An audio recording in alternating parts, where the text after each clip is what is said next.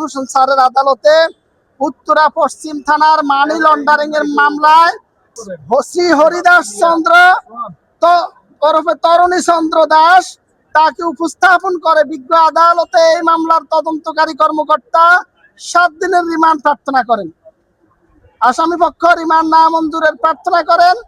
রাষ্ট্রপক্ষ remand মঞ্জুরের পক্ষে শুনানি উভয় পক্ষের শুনানি অন্তে সন্তুষ্ট হয়ে বিজ্ঞ আদালত এই আসামিকে 4 দিনের রিমান্ড প্রার্থনা মঞ্জুর করেন।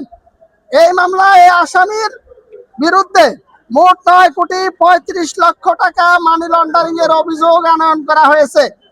এই আসামি বাড়ি হচ্ছে গাইবান্ধার পলাশ বাড়ি। সে পেশায় একজন কৃষক, কিন্তু তার নামে বেনামে বিভিন্ন অ্যাকাউন্টে দেশের বাহির হতে মোট 9,35,00,000 টাকা এসেছে। সেই টাকার কোনো সুনির্দিষ্ট তথ্য সে প্রদান করতে ব্যর্থ হওয়ার কারণে তার বিরুদ্ধে এই মামলায় তাকে বিজ্ঞ আদালতে এই মামলার তদন্তকারী কর্মকর্তা রিমান্ডের প্রার্থনা করেন।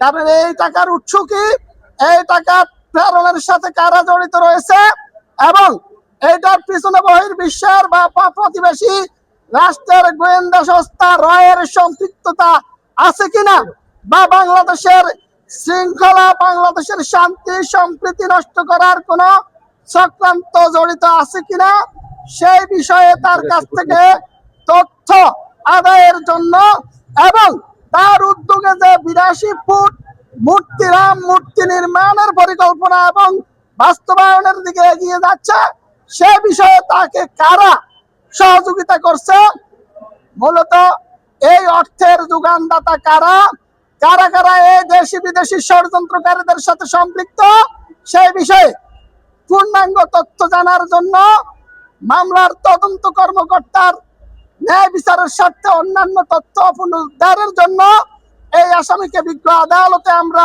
রাষ্ট্রপক্ষে 7 দিনের রিমান্ড প্রার্থনা করলে বিজ্ঞ আদালত উভয় পক্ষের শুনানি শ্রবণ আনতে সন্তুষ্ট হয়ে এই হরিদাস চন্দ্রকে মোট 4 দিনের রিমান্ড প্রার্থনা মঞ্জুর করেন।